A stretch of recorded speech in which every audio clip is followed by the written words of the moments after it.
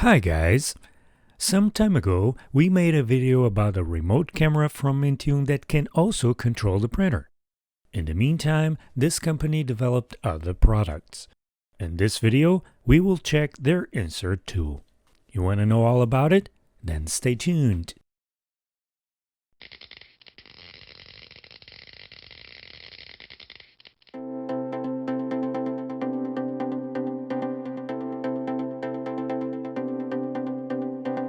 Hi guys, welcome back. My name is Rui and this is the Rui Raptor YouTube channel.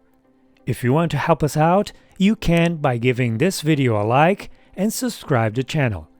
You can also help by joining our Patreon page or by clicking on any of the affiliate links posted below in the video description. When working with 3D prints, we often need to attach parts together.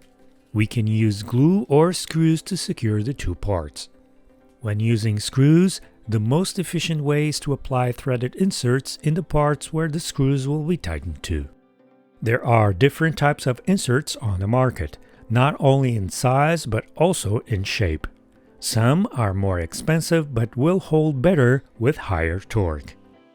These inserts need to be installed with heat, and for that you normally need a soldering iron.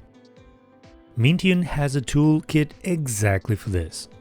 The kit has a soldering iron on a structure where the moving axis runs on 3 palm wheels, and it's equipped with an eccentric nut to adjust the wheel's grip. It also comes with some tools and accessories. In the base of the structure, it has a compartment where it's possible to store all the tools and accessories. The soldering iron is a 90-watt model and can reach temperatures up to 500 degrees C. The structure itself is 370 millimeters tall and the working range is 100 millimeters. It also comes with 30 inserts for M3 screws.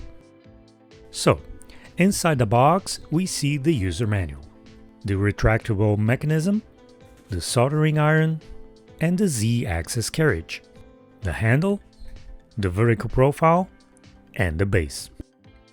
The base has rubber pads on the bottom. At the front is the compartment with all the tools and accessories, which includes 5 insert adapters, 30 M3 inserts, a soldering tip, a couple of Allen tools, a small wrench, and a couple of tweezers. This is the retraction mechanism. It's basically a wire with a spring, and this will pull the soldering iron back up. The user manual is simple but easy to understand. It shows how to assemble the kit, and at the last page is a table with recommended temperatures for different filament types. And this is the soldering iron.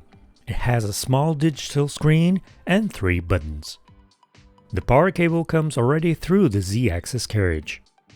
Since it's a standard soldering iron, we can use it for soldering works as well. It's compatible with soldering tips with the internal diameter of 4 mm, which are easy to find on the market. The assembly is very simple. We first take the vertical profile and insert it in the base. From the bottom side, we take one of the screws and secure the profile. Next, we place the soldering iron on the carriage like this.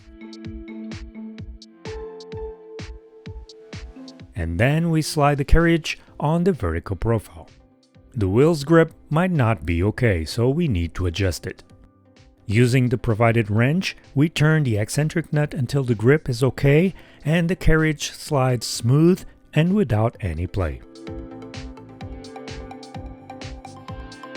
Next, we place the handle at the top of the profile and secure it with the second screw. Now we can install the retraction piece on the handle. And then we pull the wire from the retraction mechanism and secure the tip in the carriage like this. Once that is done, the carriage and soldering iron should be pulled up automatically. There are a couple of small stickers and plastic pieces left. These will secure the soldering iron's power cable on the structure. One is placed on the carriage left side.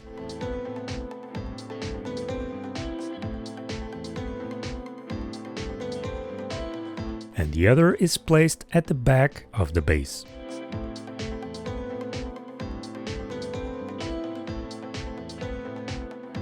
On the iron's tip, we can remove the metal sleeve if we want to swap the insert adapter or install a soldering tip instead. There are 5 insert adapters we can choose from. We need to install the one that fits the insert we want to work with. And then we place the metal sleeve back on the soldering iron. And it's ready. Now we need to turn the soldering iron on. The power cable is a bit short, so you might need a power outlet nearby or a power extension cord. Once it's powered, the display will say off. To turn it on, we need to press the middle button for 3 seconds. Then it will start to heat up. We can adjust the temperatures by pressing the plus or minus buttons. Finally, to turn the iron off, we simply press and hold the middle button for a few seconds. To move the axis down, there is no handle for it, but we can easily find more than a way to grab it and handle it. On the base, there's a hole in the middle. This is because the iron moves past that point and through the hole. However, it does not reach the bottom, so it will not hit our workbench. The iron will not hit the accessory stored in the compartment as well, because in it is a channel where the iron tip will go through. On the base, it's also possible to store all the adapters. The top handle works very well when we need to grab the structure and move it somewhere else. Okay, for the first tests, we used one of our models. As we mentioned before, on the user manual there is a table with recommended temperatures for PLA, ABS, PETG, nylon, and TPU. On the first insert, we used one of the tweezers that came with the kit. These tweezers are very handy to hold the insert in place. For the second insert, we placed it on the 3D printed piece and simply pushed it in. The iron moves down smooth and it's easy to operate. After the inserts are installed, we just need to remove the extra plastic. And it's ready to be used. This model only has a little bit over 100 millimeters of vertical working range. So if you have taller pieces, you will not be able to use this stand. The alternative is to remove the soldering iron and use it without the stand. As for the horizontal working distance, there is a 55 mm working range we can work with.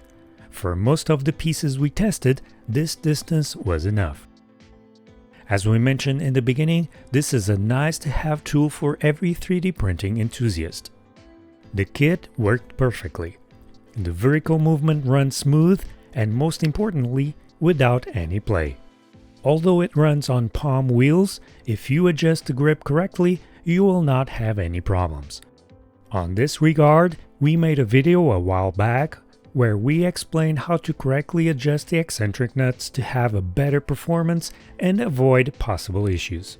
You can check the link for that video below in the description. Although this one only allows 100 mm in working range, the manufacturer has a second kit with a longer axis and which allows a working range of 210 mm. We will leave the link for both kits in the description below. And that's it, you guys. Thanks for watching. We will see you guys next time. Bye!